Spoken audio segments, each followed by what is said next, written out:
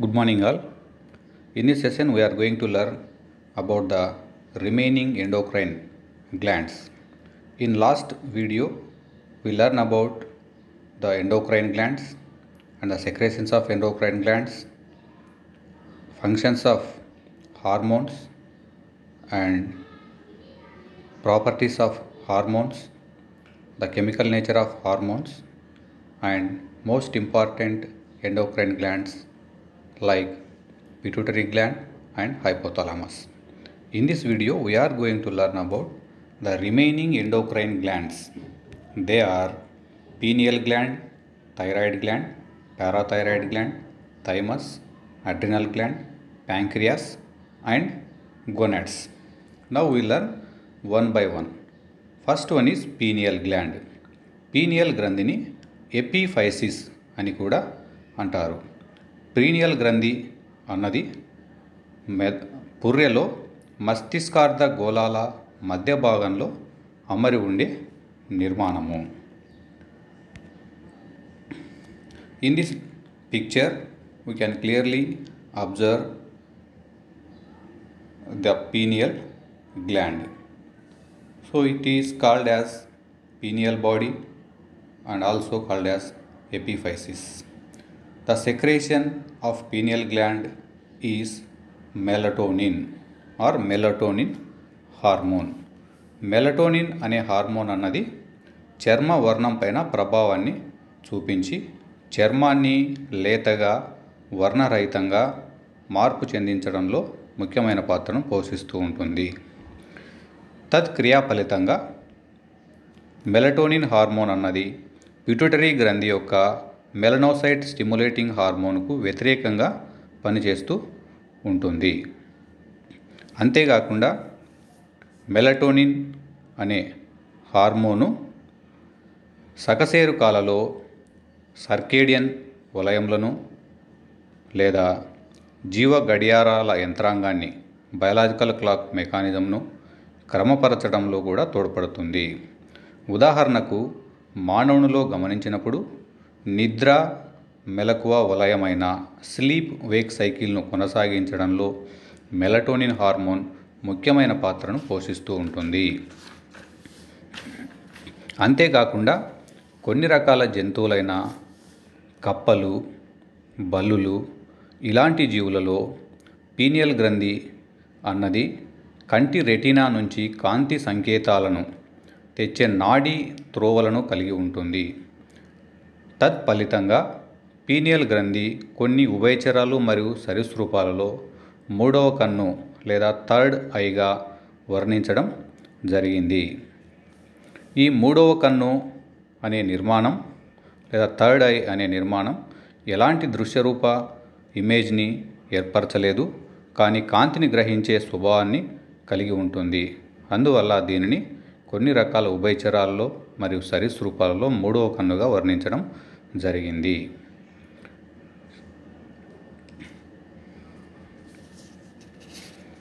కొన్ని జంతువులలో melatonin hormone అన్నది బీజకోశక్రియను నిరోధిస్తూ ఉంటుంది. ఉదాహరణకు ఉభయచరాలు బల్లులలో పీనియల్ గ్రంథిని తొలగిస్తే లైంగిక క్రియత్వం పెరుగుతుంది. సాధారణంగా పిల్లలలో మెలటోనిన్ స్థాయి అధికంగా ఉంటుంది. వయసు పెరిగే కొద్దీ మెలటోన్ పరిమాణం అన్నది క్రమంగా తగ్గుతూ ఉంటుంది. మెలటోనిన్ యొక్క అపసవ్యత వల్ల మెలటోనిన్ తక్కువగా స్రవించడం వల్ల వచ్చే అపసవ్యతను సీజనల్ అఫెక్టివ్ డిజార్డర్ అని అంటారు. Next one is thyroid gland. Thyroid గ్రంథి అన్నది జీవుల శరీర జీవక్రియా రేటును body metabolic rate or basal metabolic రేట్ను నియంత్రించడంలో ముఖ్యమైన పాత్రను పోషించే గ్రంథిగా చెప్పవచ్చు.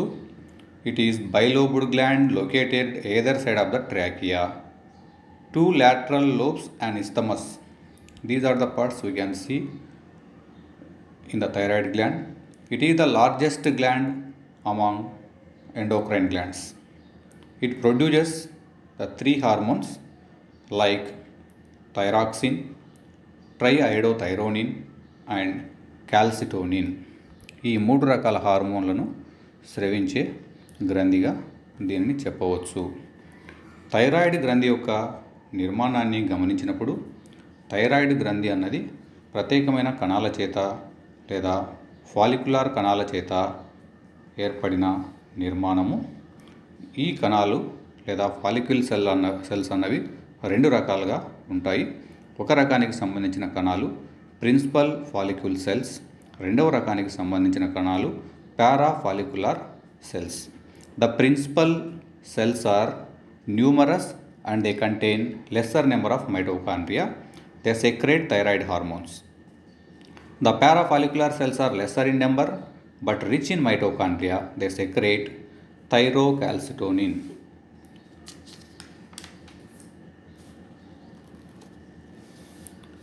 థైరాక్సిన్ మరియు ట్రైఐడోథైరాక్సిన్ అను 2 హార్మోన్లు కూడా సమరూపక హార్మోన్లుగా చెప్పవచ్చు. ఇవి కణస్థాయి వద్ద పనిచేసి కార్బోహైడ్రేట్ల యొక్క ఆక్సీకరణాన్ని వేగవంతం చేయడం ద్వారా ఆధార జీవక్రియ రేటును పెంచడంలో ముఖ్య పాత్రను పోషిస్తాయి. థైరాక్సిన్ 4 అయోడిన్ పరమాణువులు కలిగి ఉండటం వల్ల దీనిని T4 లేదా టెట్రాఐడోథైరోనిన్ అని చెప్పవచ్చు. మరియు ట్రైఐడోథైరోనిన్ అన్నది 3 అయోడిన్ పరమాణువులు మాత్రమే కలిగి ఉండటం వల్ల దీనిని T3 హార్మోన్ అని కూడా చెప్పవచ్చు.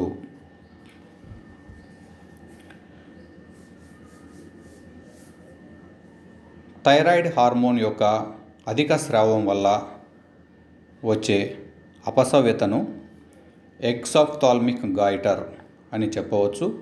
ఎగ్జాఫ్థాల్మిక్ గాయిటర్ యొక్క లక్షణాలను గమనించినప్పుడు కంటి వెనక కణజాలాలలో ద్రవం అన్నది సంచితం కావడం వల్ల కళ్ళు ఉబ్బి ముందుకు పొడుచుకొని వచ్చినట్లుగా కనిపిస్తాయి. ఇలాంటి అపసవ్యతను ఎగ్జాఫ్థాల్మిక్ గాయిటర్ అంటారు. ఈ అపసవ్యత అన్నది థైరాయిడ్ గ్రంథి యొక్క హైపర్ సెక్రెషన్ అధిక స్రావం వల్ల సంభవించే అపసవ్యత. థైరాయిడ్ గ్రంథి యొక్క హైపోసెక్రేషన్ తక్కువగా హార్మోన్లను విడుదల చేయటం వల్ల వచ్చే అపసవ్యతను అయోడిన్ లోప గాయిటర్ లేదా అయోడిన్ డిఫిషియన్సీ గాయిటర్ అని చెప్పడం జరుగుతుంది. థైరాయిడ్ గ్రంథి యొక్క తక్కువ స్రావం లేదా హైపోథైరాయిడిజం వల్ల ప్రౌఢమానవులలో వచ్చే అపసవ్యతను మిక్సెడిమా అని, చిన్నపిల్లలో వచ్చే అపసవ్యతను క్రెటినిజం అని చెప్పవచ్చు. So in this diagram we can see the deficiency disorders of thyroid gland: exophthalmic goiter, cretinism and simple goiter. We can clearly observe in this picture the symptoms of the different disorders. Thyroid గ్రంథికి సంబంధించిన 3వ hormone calcitonin. దీనిని థైరోకాల్సిటోనిన్ అని కూడా అంటారు. థైరోకాల్సిటోనిన్ అనే hormone లేదా calcitonin అనే హార్మోన్ రక్తంలో కాల్షియం మరియు ఫాస్ఫరస్ల స్థాయిని నియంత్రించడంలో ముఖ్యమైన పాత్రను పోషిస్తూ ఉంటుంది. మరి ఒక అంతఃస్రావక గ్రంథి పారాథైరాయిడ్ గ్లాండ్. పారాథైరాయిడ్ గ్రంథి మరియు దాని యొక్క హార్మోన్లు. పారాథైరాయిడ్ గ్లాండ్ అన్నది small P shaped 4 glands located in the neck near the thyroid. Thyroid గ్రంథి పైన అమరి ఉండే 4 లోబ్స్ను కలిగి ఉన్న గ్రంథిగా పారాథైరాయిడ్ గ్రంథిని చెప్పవచ్చు. The parathyroid glands are situated in the thyroid gland in the form of 4 patches. The secretion of parathyroid gland is parath hormone. Parathyroid గ్రంథి అన్నది పారత్ హార్మోన్ను స్రవిస్తూ ఉంటుంది. పారత్ హార్మోన్ అన్నది రక్తంలో కాల్షియం స్థాయిని పెంచడంలో ముఖ్యమైన పాత్రను పోషిస్తూ ఉంటుంది. థైరాయిడ్ గ్రంథి నుంచి స్రవింపబడే కాల్సిటోనిన్ అనే హార్మోన్ రక్తంలో కాల్షియం స్థాయిని తగ్గించడంలో ముఖ్యమైన పాత్రను పోషిస్తూ ఉంటుంది. కానీ ప్యారథ్ హార్మోన్ అన్నది రక్తంలో కాల్షియం స్థాయిని పెంచడంలో ముఖ్యమైన పాత్రను పోషిస్తూ కాల్సిటోనిన్ మరియు ప్యారథ్ హార్మోన్లు అన్నటివి ఒకదానికి ఒకటి వ్యతిరేక స్వభావంలో పనిచేస్తూ ఉంటాయి. ప్యారథ్ హార్మోన్ ఆస్టియోక్లాస్ట్లు అనే అస్థిని కరిగించే కణాలను ప్రేరేపించి ఎముక నుండి కాల్షియం అన్నది రక్తంలోకి విడుదల కావడానికి ప్రేరేపిస్తుంది. ఇలాంటి ప్రక్రియను డీమినరలైజేషన్ అంటారు. అదేవిధంగా థైరాయిడ్ గ్రంథికి సంబంధించిన కాల్సిటోనిన్ అనే హార్మోన్ ఆస్టియోబ్లాస్టులు లేదా అస్థి కణాలు అనే అస్థిని ఏర్పరిచే కణాలను ప్రేరేపించి రక్తంలోని కాల్షియంను గ్రహించి ఎముకలలో నిల్వ చేయడంలో ముఖ్యమైన పాత్రను పోషిస్తూ ఉంటుంది. అందువల్ల కాల్సిటోనిన్ మరియు ప్యారథ్ హార్మోన్ అన్నవి ఒకదానికి ఒకటి వ్యతిరేక దిశలో తమ విధులను నిర్వహిస్తూ ఉంటాయి. వీటిని యాంటాగోనిస్టిక్ హార్మోన్స్ అని కూడా చెప్పవచ్చు. ప్యారథ్ హార్మోన్ అన్నది మూత్రపిండాలలోని మూత్రనాళికల్లో కాల్షియం పునఃశోషణలో ముఖ్యమైన పాత్రను పోషిస్తూ ఉంటుంది. ఈ విధంగా మూత్రం ద్వారా కాల్షియం యొక్క నష్టాన్ని నివారించడంలో ప్యారథ్ హార్మోన్ అన్నది ముఖ్యమైన పాత్ర పోషిస్తూ ఉంటుంది. ప్యారథ్ హార్మోన్ యొక్క అధిక స్రావం వల్ల లేదా హైపర్ కాల్సిమిక్ కారకంగా పనిచేసి రక్త కాల్షియం స్థాయిని పెంచుతూ ఉంటుంది.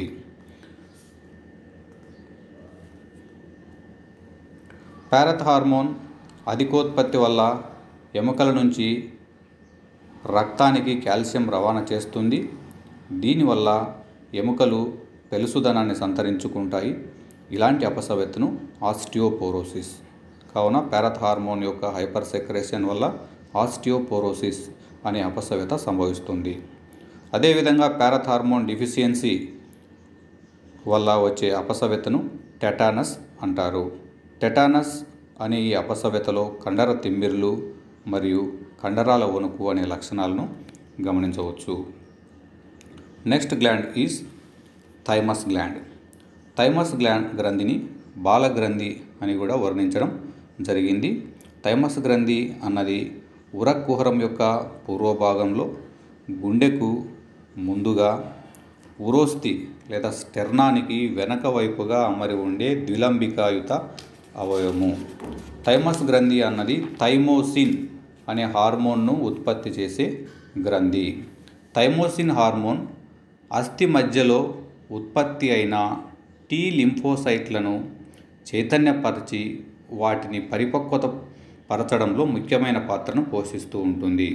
అందువల్ల థైమస్ గ్రంథి అన్నది it is partially an endocrine gland and partially an lymphoid structure. కావున థైమస్ గ్రంథి అన్నది అంతఃస్రావక గ్రంథిగా పాక్షికంగా, అదేవిధంగా పాక్షికంగా లింఫాయిడ్ అవయవంగా కూడా పనిచేస్తూ ఉంటుంది.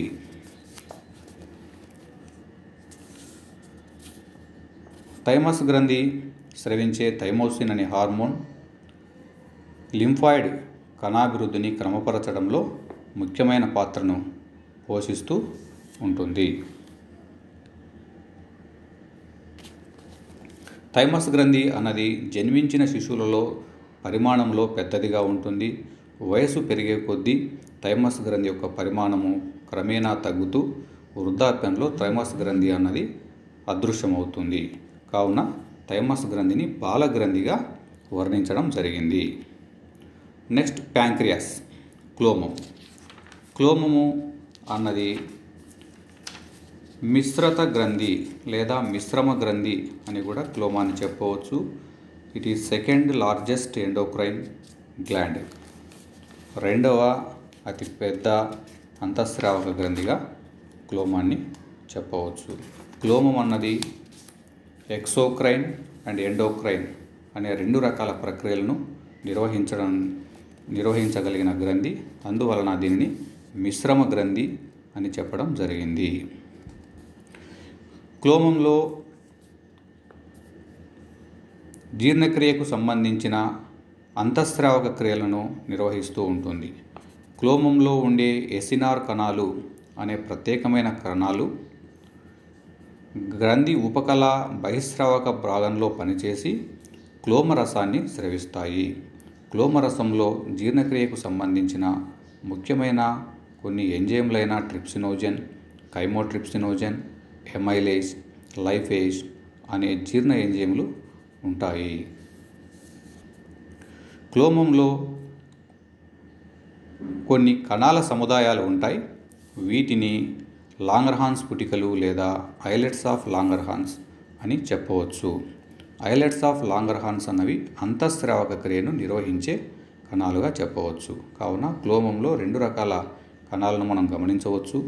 అంతఃస్రావక క్రియకు సంబంధించిన కణాలైన ఎస్ఎన్ఆర్ కణాలు మరియు అంతఃస్రావక ప్రక్రియకు సంబంధించిన ఐలెట్స్ ఆఫ్ లాంగర్హాన్స్ పుటికలు మరియు బహిస్రావక ప్రక్రియకు సంబంధించిన క్లోమ ఎస్ఎన్ఆర్ కణాలు అనే వాటిని మనం గమనించవచ్చు. లాంగర్హాన్స్ పుటికలలో 4 రకాల కణాలు మనం గమనించగలము. అవేవనగా ఆల్ఫా కణాలు, బీటా కణాలు, డెల్టా కణాలు మరియు ఎఫ్ కణాలు, ఎఫ్ సెల్స్. ఆల్ఫా కణాలు అన్నవి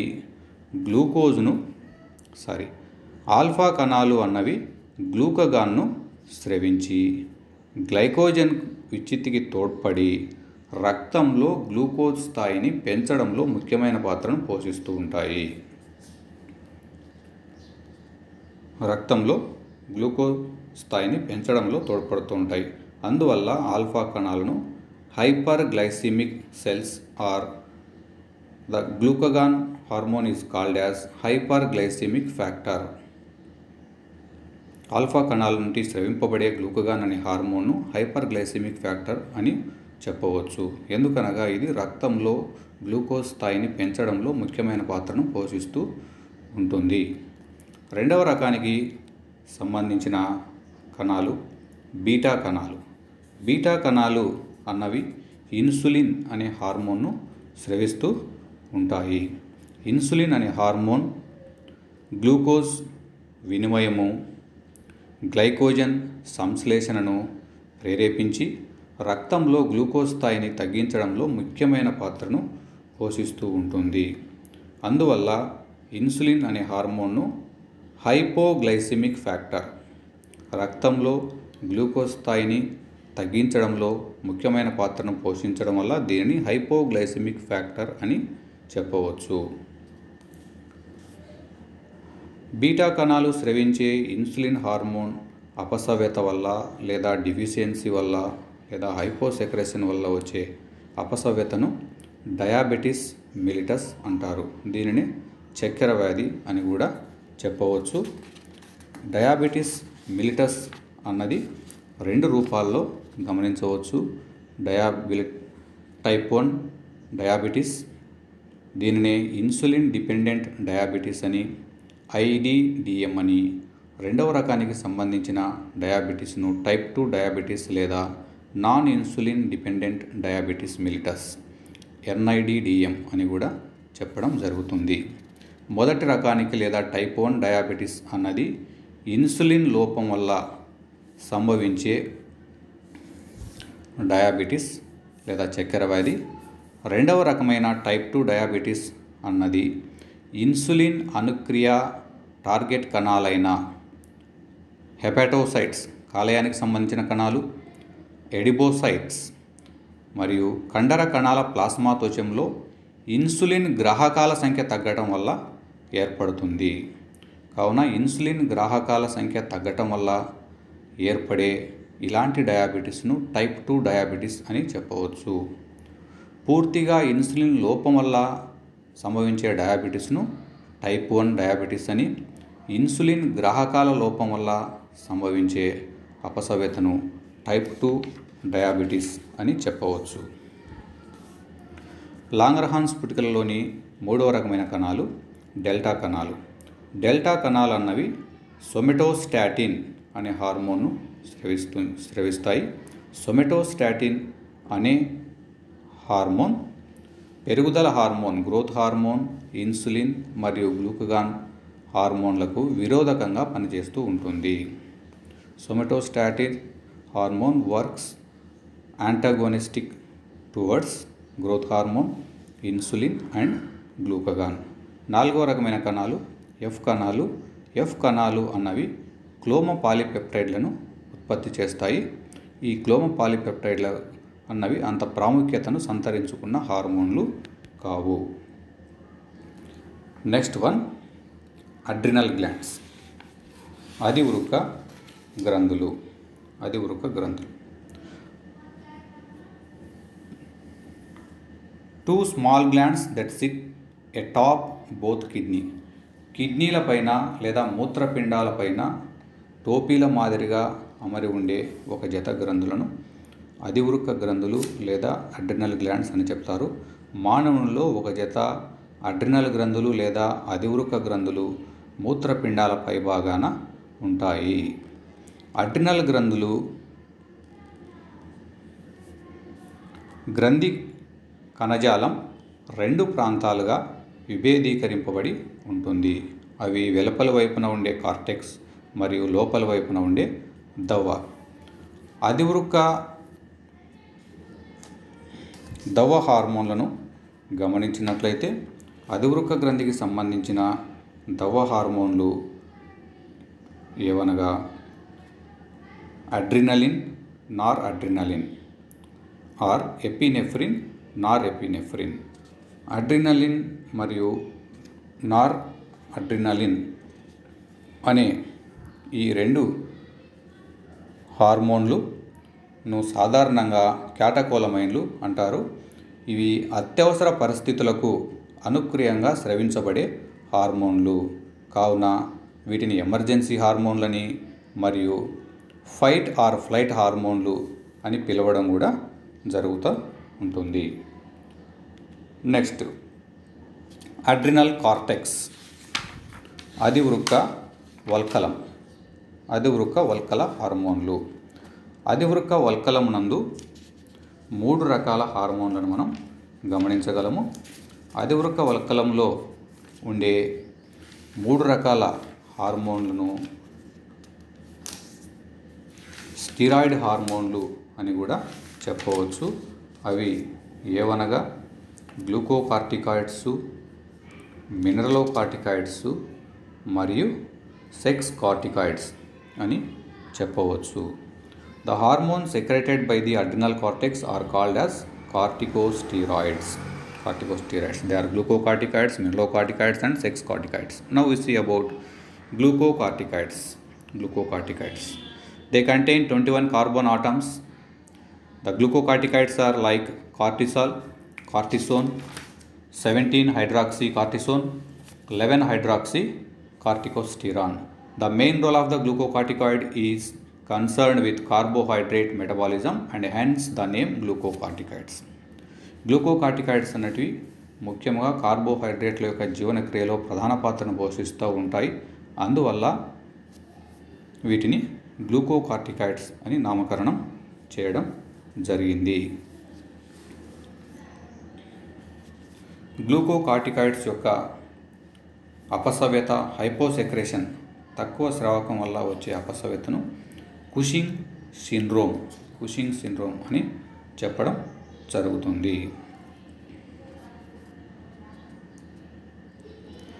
కార్టిసాల్ అన్నది జీవుల దేహంలో యాంటీ అలర్జిక్, యాంటీ ఇన్ఫ్లమేటరీ అనుక్రియను కలిగి ఉంటుంది. అందువల్ల హైడ్రోకార్టిసోన్ అనే వాణిజ్యపరంగా లభ్యమయ్యే కార్టిసోల్ అనే ఔషధాన్ని ఇన్ఫ్లమేషన్ తగ్గించడంలో ఉపయోగిస్తూ ఉంటారు. గ్లూకోకార్టికాయిడ్స్ యొక్క తక్కువ స్రావం వల్ల లేదా హైపోసెక్రేషన్ వల్ల వచ్చే అపసవ్యతను కుషింగ్ సిండ్రోమ్ అని చెప్పడం జరుగుతుంది. కుషింగ్ సిండ్రోమ్ యొక్క లక్షణాలను గమనించినప్పుడు ముఖము, మెడ, వీపు ప్రాంతాల్లో క్రొవ్వు నిక్షేపాలు నిల్వ కావడం, చర్మంపై ఊదారంగు రేఖలు ఏర్పడడం, కండరాల బలహీనత, కండరాల పెలుసుదనం, కాళ్ళు చేతులు సన్నబడడం ఇలాంటి లక్షణాలు కుషింగ్ సిండ్రోమ్లో గమనించగలము. దెన్ మినరలోకార్టికాయిడ్స్. ముఖ్యమైన మినరలోకార్టికాయిడ్ ఏదనగా ఆల్డోస్టిరాన్. దీనిని ప్రధాన మినరలోకార్టికాయిడ్స్ అని కూడా చెప్పడం జరుగుతూ ఉంటుంది. Mineralocorticoids work to regulate the concentration of potassium and sodium in the body. జీవుల దేహంలో పొటాషియం మరియు సోడియం అయాన్ల గాఢతను క్రమపరచడంలో మినరలోకార్టికాయిడ్స్ అనేవి ముఖ్యమైన పాత్రను పోషిస్తూ ఉంటాయి. మినరలోకార్టికాయిడ్స్ యొక్క హైపోసెక్రేషన్ వల్ల వచ్చే అపసవ్యతను అడిసన్స్ డిసీజ్ అని, హైపర్ సెక్రేషన్ వల్ల వచ్చే అపసవ్యతను కోన్స్ డిసీజ్ అని చెప్పవచ్చు. ఆల్డోస్టిరాన్ అనే మినరలోకార్టికాయిడ్ అన్నది మూత్రస్రావ నాళికపై పనిచేసి మూత్రం నుంచి సోడియం యొక్క పునఃశోషణ పెంచడంలో ముఖ్యమైన పాత్రను పోషిస్తూ ఉంటుంది. అదే సమయంలో శరీర ద్రవాలలోని పొటాషియం హైడ్రోజన్ అయాన్లను తొలగించడంలో కూడా ఆల్డోస్టిరాన్ అనేది ముఖ్యమైన పాత్రను పోషిస్తూ ఉంటుంది. మూడవ రకమైన హార్మోన్లు సెక్స్ కార్టికాయిడ్స్, లైంగిక కార్టికాయిడ్లు. ఇవి బీజకోశాలు ఉత్పత్తి చేసే ఈస్ట్రోజన్, టెస్టోస్టిరాన్లను పోలి ఉంటాయి. ముఖ్యమైన కార్టికోస్టిరాయిడ్ హార్మోన్ అడ్రినల్ ఆండ్రోజన్. ఇది ద్వితీయ మరియు తృతీయ లైంగిక లక్షణాలను అదుపు చేయడంలో ముఖ్యమైన పాత్ర పోషిస్తూ ఉంటుంది. వయోవృద్ధ స్త్రీలలో అడ్రినల్ ఆండ్రోజన్ అత్యుత్పత్తి వల్ల మీసం, గడ్డం మరియు కంఠధ్వనిలో మార్పును గమనించగలము. ఇలాంటి అపసవ్యతను అడ్రినల్ విరిలిజం అని చెప్పవచ్చు. Secretion of adrenal androgen, hyper secretion of adrenal androgen leads to adrenal virilism in the old womens. Then gonads, బీజకోశాలు. The endocrine glands associated with human reproduction. Female ovaries produce egg. Male gonads produce sperm. Both have endocrine function. Now we see about ovaries. Ovary is a cytogenic organ. It is responsible for the development of egg. In addition, the ovary secretes the following hormones like estrogen, progesterone and relaxin.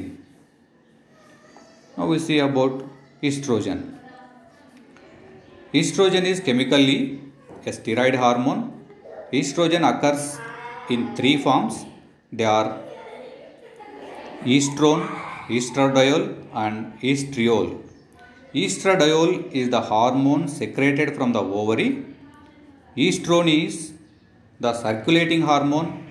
Estriol is found in the urine and placenta.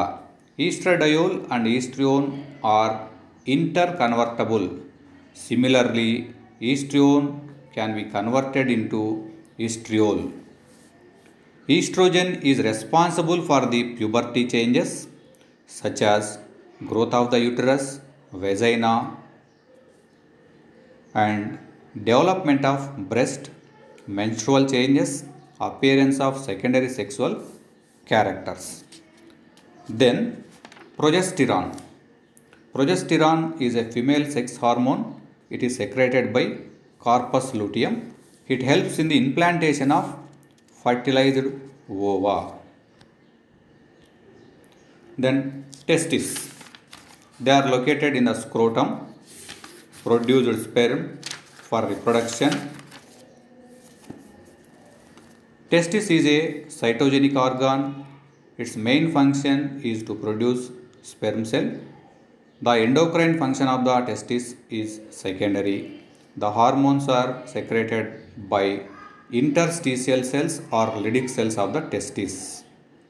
Hormones secreted by testis are called as sex hormones. They are called as androgens.